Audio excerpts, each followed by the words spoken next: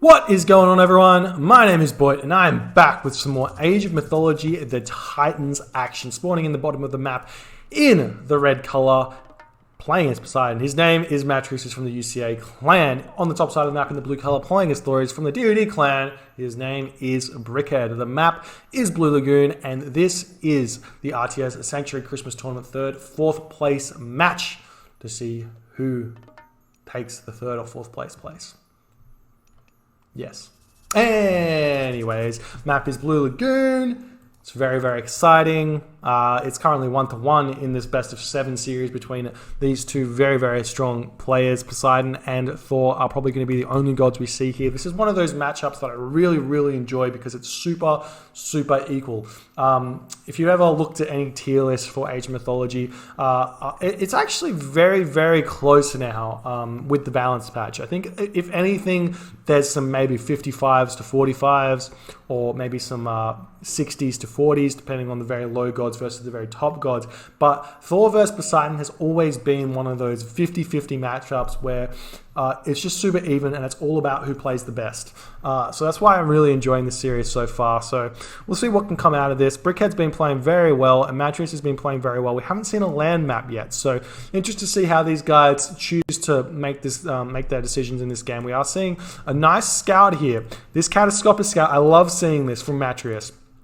Sending your scout forward and looking at your opponent's base layout at the start of the game does two things. One, you can find some of your opponent's herdables, their pigs, their goats, their cows, if you spot that. Two, you see their base layout so you can decide if you can execute any sort of rush here. So I'm expecting seeing this gold mine and these two watchtowers here. Potentially an Ares rush is going to be great. All you have to do is kill off this tower, and then Toxotos here means this tower is not going to be able to defend against this gold mine, and it's going to be lights out for Brickhead. Brickhead's going to have a really rough time defending against this. Now, if I'm Brickhead and I see my own gold layout like this, and I see my opponent scouting me that aggressively that early and spotting it, then I'm almost 100% sure I'm getting rushed, and I need to do something special to defend against it. For me, what I do as Norse, and it's a fairly new strategy, is 5 Ulfsark, 4 minute 30 advance time. So you build your normal economy, but you have to have quite a lot of food income as well, and we do see that with the giraffe over here, which I believe Brickhead has. He has spotted it. Yes, so he knows there's food over there, so he can move the villagers over there. But essentially, once you get your temple up, you have about 18 villages of population. You can start building Ulfsarks. You build 4 Ulfsarks from your town center, and then you advance. And then you can basically either raid your opponent straight away at the 4 minute 30 mark, raid your opponent's forward base, which stops it from going up, or basically defend. So it depends on what your opponent's doing. It defends against the priest pharaoh rush. It defends against an Ares rush because you already have the units out, and it's in general it's a bit all in, but it is very strong if you can get it executed well. We are going to see Brickhead's going to be chucking up his own temple at this point, and we are seeing a temple in the middle of the map for matreiuss. This is exactly what we expected to see. He's got nothing but villagers on food at this point. He's going for a 3 minute and 10 second advance time. He can potentially stop this villager right now, garrison all of these guys, but yeah, that's what he's doing. He's going for that 310-ish, and we're seeing what happens there. He's picking up some pigs now. This has been really good scouting, and he's also had an elephant dragon there. That's huge. So matreiuss is going to be going through area. He's going to have that Cyclops. He should go for favor as well so he can get an extra Cyclops out, and we'll see what he can do here. He can't afford a lot of units straight away. That's the big drawback. So what you want to be doing is you grab your Theseus out and potentially chuck up, I don't know, I've never actually done this strategy, but you can potentially chuck up a barracks or a stable. Probably not a stable, maybe too expensive for the amount of gold income you're getting. Maybe get a barracks, go for hoplite, and just go for this tower right here. Brickhead, on the other hand, needs to chuck up those wall segments around this sentry tower immediately. He should note that matreiuss. Oh, maybe he wouldn't. He doesn't. Well, he should note that matreiuss score dropped. When you advance, your score drops, and you should be having a very, very keen look out for that when it happens. So you should know exactly when your opponent advances. And we are seeing some Hursa coming out of his temple there, but and that will be able to defend against the Cyclops there. So it may be enough. maybe enough for Brickhead to defend here. Matreiuss, on the other hand, has got 7 villagers on wood. I don't think he has hand axe, and he's not going to be researching it, so he's very all in on that. He's got idle villagers on food, so he's potentially going to be going for archery ranges with the Cyclops, potentially. He does have Theseus is queued, and he is scouting out the back here, so could potentially see something like that. We are seeing the Cyclops going to be moved forward. Is he chucking up an archery range? Nope, a stable. He's going for the stable with only 4 villagers on. Oh, okay. Maybe he can take the villagers off wood. Where's his other wood line? No, he's not doing that just yet. So if only having 4 villagers on food means he can only afford to build villages. He can't actually afford any. He can't actually afford any Hippocon. We have seen a nice wall here though from Brickhead. That's going to be enough to force the Cyclops to walk all the way around, which is going to be huge, and it's going to be enough for Brickhead to be defending against at least the initial Cyclops movement in. I really like that wall. That was huge.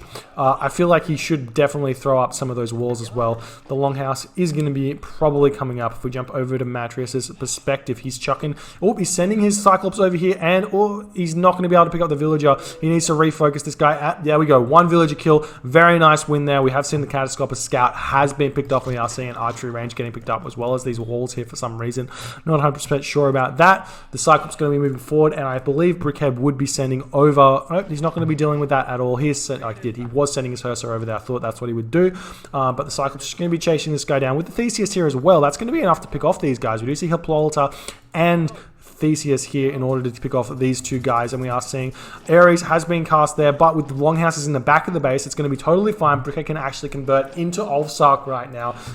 Don't build raiding cavalry, they're too slow. When you're dealing with a Russian, you get units out very, very fast, but he is going for raiding cavalry. I would definitely prefer to see Ulfsark coming out at this point. And we are seeing this Valkyrie has spotted the villager here before he got the town sent, the walls up. And actually, this is huge for Brickhead. Brickhead can actually pick off units as they pump out of these buildings. And without the heroes coming back to deal with it, it's going to be too much. And it's probably going to equalize the villagers there. This wall is going to be picked off at this point. The Valkyrie is going to be able to potentially pick off the Toxito here, but he is going to be retreating there. Alrighty then.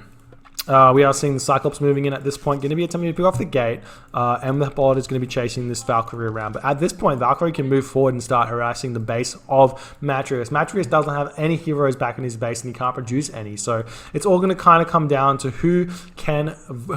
what does this fight entail, right? Is this going to be enough? Can Matreiuss pick off this gold mine here, pick off this tower before Brickhead gets watchtowers up? If we jump around, he doesn't have the wood to get it. He spent quite a lot of wood on buildings, and he is going to be attempting to surround the units here. If we can pick off some of these straggling Toxitos, that's going to be pretty nice there, and it looks like he is going to be able to do that. This Cyclops is going to be able to do all of this damage to this tower, and this is all going to come down to the fight here. Is the Valkyrie going to come back? No, we have the Theseus chasing the Valkyrie around, and the village is going to get pulled off the line here. So this is all about this fight here. Matreiuss is going to be retreating here, attempting to fight this. We are seeing Cyclops is going to do huge damage. He's not getting targeted by those Hursar just yet. The Hursar are filing onto that. Villagers are going to be trying to pick off those Toxito as well as everything else, and we are seeing still more units getting pumped at this point by Matreiuss. Matreiuss is going to be running that Cyclops around, trying to do as much damage with him as possible, but there's going to be a little bit too much here. The Cyclops is going to get picked off as well, and he's going to take out one of those raiding cavalry and almost one of those Hursar as well. But this fight is not over just yet. Theseus should be still chasing around. Nope. Has managed to pick up the Valkyrie, can move that Theseus back into this location here, and the towers is almost dead, so it's going to be enough here to actually win this fight with those raiding cavalry such low HP right now. It's not going to, or there's such low numbers, it's not going to be enough to deal with this, and these villagers are going to have to start potentially thinking about a different location to mine that gold. We are seeing a couple more raiding cavalry coming in. With those 5 raiding cavalry, this is going to be a pretty even fight, though with Hippolyta there going to be doing a bunch of damage. Nice micro there from Brickhead, trying to keep the focus fire raiding cavalry alive there, and the villagers again getting pulled off the line of the gold there. Matreiuss retreating, and this may be a little bit too much for him. He's going to be losing quite a few units at this point, but it's especially with those dwarves in the fight. Hippolyta doing a lot of work, but where is that Theseus? Is he back? Oh, he's in the fight, so he's going to be doing work as well. Theseus and Hippolyta, huge units for this Greek player here, but the dwarves are getting picked off as well, so this is all going to come basically down to whether or not Brickhead can survive in this and keep on producing units and fight, and which is what is going on at this point. This is very, very good for Matreiuss, though, managing to pick off a bunch of those dwarves as well. Is Matreiuss still able to produce villagers? Yes, his villager count is still increasing, so every villager picked off is going to be a huge win there. We are seeing, again, raiding cavalry trying to move in, trying to pick off these Toxotos. You just have to swap them around, though. Oh, Hippolyta does get picked off. That's a nice snipe there by Brickhead. Brickhead doing very well to be hanging on there. The tower has been picked off, and these guys can start sitting in this location. We do need to see another stable getting produced at this point. Once you get to this amount of economy, you can produce more units. As we can see, he has 100 wood in the bank. Get another archery range up, start producing some more units, but I guess he's very focused on this fight, trying to pick off as many villages as he possibly can. Getting another dwarf would be nice, and he does manage to pick off both two dwarves there. That's huge. Just we'll jump over to Brickhead's perspective. Brickhead just under 50 gold there. We are seeing that there's too many units now for Brickhead to be fighting at this point. If I was Brickhead, I would be taking these units off wood, chuck them over onto this gold mine at this point here. But these villages are going to be picked off here, and they're going to have to retreat back into the base. And this is actually huge for Matreiuss. Brickhead sitting at 34 population to Matreiuss 65. There is no way he's going to be able to catch up with those 18-second medium raider build time. That's huge, and these units just pump way too fast, and we can see that they're still coming. Matreiuss still not chucking up that third military building, and you can see his gold is starting to float above 200. It generally doesn't matter that much later in the game when you float resources above 200, but in the early game you want to be keeping them as close to zero as possible. Are we going to be... we're seeing the units move up to this location here, so Matreiuss is going to have to make a decision. Does he leave this gold mine in search of that, which he has sent a couple of Hippocon over here, but he has sent raiders over to this location for some reason, looking for villages or something, and he is sending some of those Hippocon over here. They're going to get caught out, and it's kind of like that campaign with the Trojan horse, where you send your units in, and if they get picked off before they spot it, before they retreat to the Troy's base, they don't actually know that they were mining from there. But that's not what's going to happen there. We do see Hippocon have spotted these villagers in this location here. These units are going to get chased down. We're going to see a couple more Hippocon getting sent over to this location, but these villagers are really not that strong, and the Hippocon going to be attempting to pick off the ox cart as well. These guys need to kind of keep themselves alive and force the goal to not get basically not get continued there. We are seeing a couple of raiding cavalry moving up in this location as well, but with more Hippocon moving in here, basically maybe too many units are following those medium raiders here for Matreiuss. Matreiuss could just send his whole entire army up to this location and be totally fine. If we jump over to Brickhead's perspective, he's still only sitting at 37 population, sorry, so Matreiuss is creeping ahead at this point, and he's also got the villager going onto that temple. We're going to be getting another... Oh, not actually... What did he spend the resources on? I thought I saw more favor. Oh, that was Brickhead. He has got a villager back onto the temple there, and that temple is going to be able to get one of those really juicy Cyclops in the next couple of minutes there, with a huge raid on these gatherers right now. Every single one of those gatherers is going to get picked off. That was a nice roadblock there, trapping those villagers, getting every single one of them. That's huge. Brickhead's going to be no food income either, no gold income, no wood income, because they have to take the villagers off wood. This is huge for Matreiuss. Matreiuss is going to be able to take this game unless Brickhead can somehow get a huge raid onto his opponent here, pick off some of these villagers. We are seeing this gold mine is almost expiring, and we are seeing some villagers move over to this location to be gathering resources from here. So he does send his raiders over there in order to pick those guys off. It could be big. We are seeing these back towers getting picked off for some reason. Not 100% sure why you're choosing to do that when you know that gold is getting gathered from this location here. We did see this villager is going to get a little bit of harassment. Can probably just finish this wall off at this point, but choosing not to do that. We are seeing the Hippocon trying to kick off those villagers gathering from the farms there, but finally seeing the Hippocon moving up to this location. You're going to be able to pick off these guys. However, the raiders are starting to get into a nice enough mass here that it's enough to deal with these medium Hippocon. So he's going to have to deal with that. The rest of Matreiuss' army are going to be attempting to pick off this gold mine here. However, Brickhead has caught these Hippocon, and the Hippocon are going to have to retreat out of here, and that's going to take a lot of damage. However, once you send these Toxoto over here and these Hippocon run around for long enough, it's going to be enough to stop this gold operation from being any issue there. Pegasus coming out for some reason. Not sure why you're building that, but I guess you can use it to scout out the gold here if we send the Pegasus over to here.